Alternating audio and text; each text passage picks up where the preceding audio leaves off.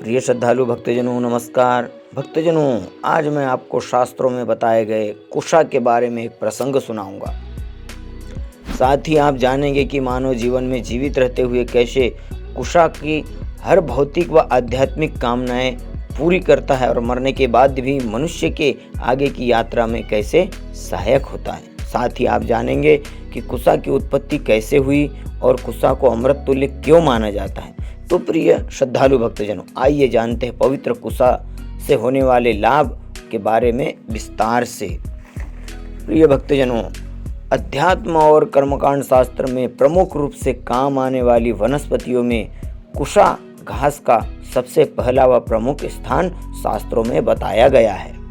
इसको कांस अथवा डाब भी कहते हैं। जिस प्रकार अमृतपान के कारण केतु को अमरतत्व का वरदान मिला था, उसी प्रकार कुशा भी अमृत से युक्त अर्थात कुशा में अमृत के समान दिव्य गुण समाहित है। अत्यंत पवित्र होने के कारण कुशा का एक नाम पवित्री भी है। इसके सिरे नकुले होते हैं। इसको उखाड़ते समय सावधानी रखनी पड़ती है कि यह जड़ सहित उखड़े और हाथ भी न कटे, इसलिए ही इसे कुशल शब्द कहा गया है। शास्त्रों के अनुसार इस मंत्र का ओम हुम फट उच्चारण करते हुए उत्तर दिशा की ओर मुख करके ही पवित्र कुशा घास को उखाड़ना चाहिए। प्रिय भक्तजनों, कुशा घास की उत्पत्ति शास्त्रों के अनुसार इस प्रकार हुई थी। भक्तजनों, शास्त्रों में एक कथा आती है कि कुशा का पौधा धरती लोक का परम पवित्र पौधा न होकर अंतरिक्ष से उत्पन्न हुआ अति परम पवित्र पौधा माना जाता है। एक कथा के अनुसार जब सीता माता जी पृथ्वी में समाई थी तो राम जी ने जल्दी से दौड़कर उन्हें रोकने का प्रयास किया था, किंतु वह अंदर पहुंच गई और राम जी के हाथ में केवल माता सीता के केस ही आ पाए थे। ये केस राशि ही कुशा के रूप में परिणित हो गई। सीतोनस्यु पौड़ी गढ़वाल में जहाँ पर माना जाता है कि माता सीता धरती में समाई थी, उसके आसपास की घास अभी भी नहीं काटी जाती। भक्तजनों, भारतीय हिंदू धर्मावलंबी श्रद्धालु कुशा का प्रयोग अनेक तरह की पूजा में किया करते हैं। शास्त्रोक्त मान्यता है कि अनेक तरह की कामनाओं की पूर्ति की कामना करने वाले श्रद्धालु लोगों को कुशा से बने आसन पर बैठकर अपने इष्ट देव की पूजा उपासना उनके मंत्र का शांत चित्त होकर जप करना चाहिए। जप करते समय साधक का मुंह पूर्व दिशा की ओर या उत्तर दिशा की ओर होना चाहिए। ऐसा करने से सारे कार्य स्वतः ही सिद्ध होने लगते हैं। भक्तजनों, कहा जाता है कि यह पवित्र कुशा मनुष्य के जीवित रहते तो अनेक तरह से काम में आती है, लेकिन मरने के बाद भी कुशा के द्वारा ही पितरों का श्राद्ध किया जाता है। इसलिए कहा जाता है मरने के बाद में भी यह कुशा हमारे काम आती है। ऐसा करने से दिवंगत पितरों की मुक्ति और शांति सद्गति की प्राप्ति भी हो जाती है। इसीलिए धर्म के जानकार विद्वान कहते हैं कि श्राद्ध तर्पण बिना कुशा के संभव हो ही नहीं सकता। कुशा से बनी अंगूठी पहनकर पूजा तर्पण श्राद्ध कर्म आदि शुभ कार्य करना अत्यंत ही शुभ व लाभकारी माना जाता है। कहा जाता है कि किसी भी अमावस्या तिथि के दिन तोड़ी गई कुशा पूरे महीने उपयोग में लाई जा सकती है और भाद्र मास की अमावस्या तिथि के दिन तोड़ी गई कुशा घास पूरे साल भर हर शुभ कार्य में उपयोग में लाई जा सकती है। इसलिए जानकार लोग इसे तोड़कर रख लेते हैं। भक्तजनों, केतु ग्रह की शांति के उपायों की पूजा में कुशा की मुद्रिका और कुशा की आहुतियाँ विशेष रूप से दी जाती है। कहा जाता है रात्रि में जल में भिगोकर रखी कुशा के जल का प्रयोग कलश स्थापना में, सभी पूजाओं में, देवताओं के अभिषेक में, प्राण प्रतिष्ठा, प्रायश्चित कर्म, 10 विधि स्नान आदि शुभ कर्मों में किया जाता है। केतु को अध्यात्म और मोक्ष का कारक माना गया है। देव पूजा में प्रयुक्त कुशा का पुनः उपयोग किया जा सकता है, परंतु पितृ एवं प्रेत कर्म में प्रयुक्त कुशा अपवित्र हो जाती है, इसलिए इसे पुनः उपयोग में नहीं किया जा सकता। भक्तजनों, देव पूजन, यज्ञ, हवन, यज्ञोपवीत, ग्रह शांति आदि पूजन कार्यों में रुद्र कलश एवं वरुण कलश में जल भरकर सर्वप्रथम कुशा डालते हैं। कलश में कुशा डालने का वैज्ञानिक पक्ष यह है कि कलश में भरा हुआ जल लंबे समय तक जीवाणुओं से मुक्त रहता है।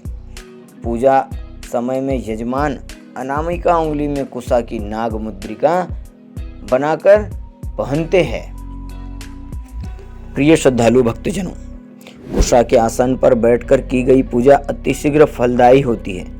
भक्तजनों, कहा जाता है कि कुशा के बने आसन पर बैठकर मंत्र जप करने से सभी मंत्र सिद्ध हो जाते हैं और मनचाही इच्छा को पूरी करने में समर्थ हो जाते हैं। देवी भागवत में कहा गया है कि कुश धारण करने से सिर के बाल नहीं झड़ते और छाती में आघात यानी कि दिल का दौरा कभी नहीं पड़ता। उल्लेखनीय है कि वेद ने कुश को तत्काल फल देने वाली औषधि, आयु की वृद्धि करने वाला और दूषित वातावरण को पवित्र करके संक्रमण फैलने से रोकने वाला बताया गया है। कुशा के आसन पर बैठकर साधना करने से आरोग्य, लक्ष्मी प्राप्ति, यश और तेज की वृद्धि साधक को होती है। साधक की एकाग्रता कभी भंग नहीं होती।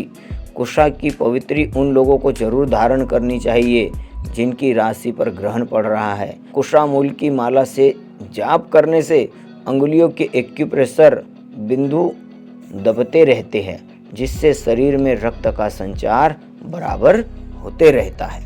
कुशा की अंगूठी बनाकर अनामिका अंगुली में पहनने का विधान है ताकि हाथ द्वारा संचित आध्यात्मिक शक्ति पुंज दूसरी उंगलियों में न जाए, क्योंकि अनामिका के मूल में सूर्य भगवान का स्थान होने के कारण यह उंगली सूर्य की उंगली मानी जाती है। सूर्य से हमें जीवन शक्ति मिलती है, तेज मिलता है, यश प्रकाश मिलता है। दूसरा, इसी कारण इस ऊर्जा को पृथ्वी में जाने से भी रोका जा सकता है। कर्मकांड के दौरान यदि भूलवश भूमि पर हाथ लग जाए तो बीच में कुशा का ही स्पर्श होता है, इसलिए कुश को हाथ में भी धारण किया जाता है। इसके पीछे मान्यता यह भी है कि हाथ की ऊर्जा की रक्षा न की जाए तो इसका दुष्परिणाम हमें मस्तिष्क और हृदय पर पड़ता है। इसलिए कुशा का प्रयोग को बहुत ही शुभ और लाभकारी माना गया है। प्रिय मित्रों, हिंदू धर्म में अनेक प्राचीन ग्रंथों में कुशा की महिमा का अनेक तरह से गान किया गया है। अथर्ववेद में कुश घास के लिए कहा गया है कि इसके उपयोग से गुस्से पर कंट्रोल रहता है। इसे अशुभ निवारक औषधि भी कहा जाता है। चाणक्य के ग्रंथों से पता चलता है कि कुश का तेल निकाला जाता था और उसका उपयोग दवाई के तौर पर भी किया जाता था। मत्स्य पुराण का कहना है कि कुशा घास भगवान विष्णु के शरीर से बनी होने के कारण अत्यंत पवित्र मानी गई है। मित्रों, मत्स्य पुराण की कथा के अनुसार भगवान विष्णु ने वराह अवतार लेकर हिरण्याक्ष का वध करके पृथ्वी को स्थापित किया।